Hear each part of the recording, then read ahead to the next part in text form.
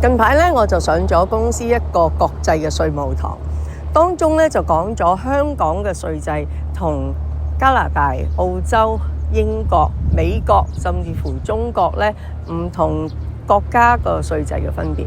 咁我上完之後咧，我真係覺得喺我哋香港咧係好幸福嘅嚇，因為我哋成日都講香港稅制好簡單，好簡單，但係原來呢啲嘅簡單咧係令到我哋每一個人都有機會致富嚇，呢個我覺得都係好重要嘅。喺其他國家咧，好多時佢哋都會有一啲叫做資本增值稅。資本增值稅就係可能你擁有一個物業。或者你有股票派股息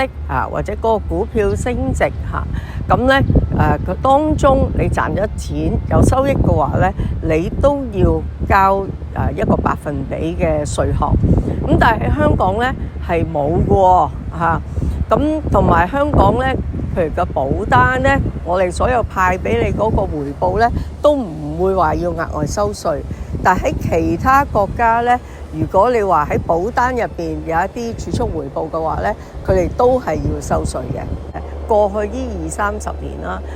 你話香港有好多朋友喺物業裏邊係致富啦，但係當然亦都有好多朋友可能有股票啦，或者買債券啦，甚至乎買唔同嘅投資工具都好。只要佢哋係賺到錢嘅話咧，其實都冇額外再需要交稅俾政府。咁呢個係增長咗我哋去累積財富嘅時間嚟嘅 ，OK， 同埋變咗我哋嗰個投資成本咧係低咗。過去嗰幾年咧，可能都有一啲客戶咧就會移民去英國啦、台灣啦、加拿大啦都有啦。不過喺你話英國啦，佢有一個遺產稅啦，甚至乎繼承嗰個人都有個繼承稅啦。呢啲咧係會令到你話如果我真係買一層樓俾個仔，我百年歸老嘅時候，到佢想俾層樓佢都要交晒所有稅，佢先至可以攞得到層樓。咁而嗰個稅務都唔平喎，超過40幾個%喎。咁究竟我哋有冇預備嗰筆錢去即係令到佢可以交得到俾政府，而真係攞得到佢嘅資產咧嚇？咁所以你話喺香港咧，我哋就冇遺產稅啦。你話你有啲人買10棟物業留俾啲仔女、留俾子孫都好，都係好簡單嘅事情嚇，係你留幾多就俾幾多去嚇。我哋唔需要計 discount 或者點樣，因為稅務問題而冇咗一橛。但係喺其他國家咧，大家真係要好好考慮呢一件事情。咁你話喺呢2年咧，香港政府亦都有一個新嘅投資移民計劃啦，甚至乎有一個香港辦公室啦嚇，家族辦公室嘅服務，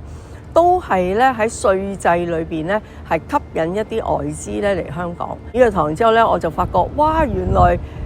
例如好似加拿大或者美國，佢會分聯邦稅，再分省稅，美國再分地方稅，3個層面去收稅。我覺得都唔止複雜，而且咧真係每一賺1蚊翻嚟，原來根本你實質真唔係賺到嗰1蚊咯。香港咧，事實上我哋長遠，你話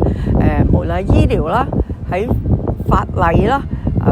自由度啦，另外你話喺投資嘅項目啦，各方面咧，我覺得都係一個幾好嘅地方，而令到我哋可以喺有限嘅時間裏邊咧財富增值嚇。咁如果大家咧對以上嘅內容咧想了解更加多嘅話咧，可以 DM 我啦。咁我係 Miss Chow， 過去咧呢幾年咧喺疫情裏邊咧製作超過365條保險知識短片嚇，希望咧更多客人知道保險顧問嘅價值、保險嘅存在價值。如果你都